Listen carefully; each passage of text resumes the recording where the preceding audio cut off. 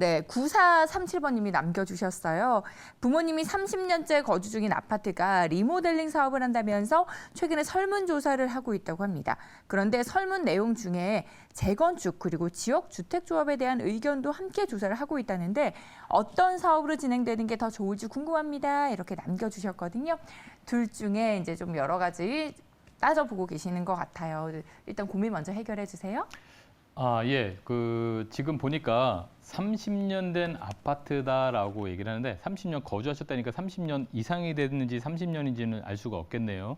자, 하지만 30년 정도 된 아파트다라고 얘기를 하고 있는데 자, 이렇게 보겠습니다. 자, 30년 정도, 만약에 지금부터 30년 정도 됐다라고 하면 약 1990년도 정도에 지어진 이제 아파트일 가능성이라고 생각을 할 수 있는데, 자, 1990년대에 지어진 아파트들은 용적률을 굉장히 많이 찾아먹은 아파트입니다.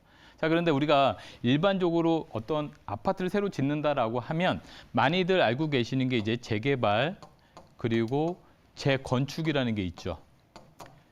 보통 재개발 같은 경우에는 우리가 흔하게 알고 있는 단독주택이나 또는 빌라, 그러니까 기반 시설이 부족한 지역에서 많이 일어나는 게 재개발. 그리고 재건축은 우리가 알고 있는 아파트처럼 모든 기반 시설이 잘 갖춰져 있는 데서 개발하는 게 재건축입니다. 자, 둘 다 도시 및 주거 환경 정비법에 의해서 정비 사업을 하는 재개발, 재건축 사업인 거고요.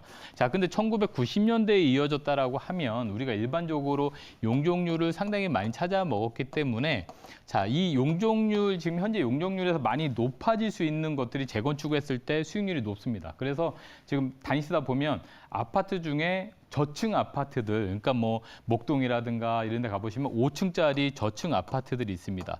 이 5층짜리 저층 아파트들이 만약에 15층이나 또는 25층으로 지어진다라고 하면 나머지 층수에 대해서는 모든 아파트들이 분양을 통해서 새로운 수익을 받아들일 수 있기 때문에 재건축 사업이 굉장히 큰 노다지 사업이다 이렇게 볼 수 있는데, 자, 1990년도 정도에 지어진 아파트들은 용적률을 다 차지했기 때문에 실질적으로 더 여기에서 일반 분양이 나올 물량이 사실 많지 않습니다. 그렇기 때문에 이런 개념에서 봤을 때는 사연 보내신 분이 말씀하신 리모델링 사업이 조금 더 걸맞지 않나 싶은 생각이 드는데, 자, 이 리모델링 사업은 보통 주택법에 의해서 이루어지고 있는데 최근 들어서 이 재건축, 재개발, 특히 재건축에 대한 규제가 상당히 심하죠. 뭐 초과이익 환수 제도라든가 또 재건축 또 조합 설립이 되면서 이 조합원 양도양수가 되지가 않습니다. 그렇기 때문에 투자의 대상으로도 투자하거나 또는 양도하거나 매수하기가 상당히 좀 어렵기 때문에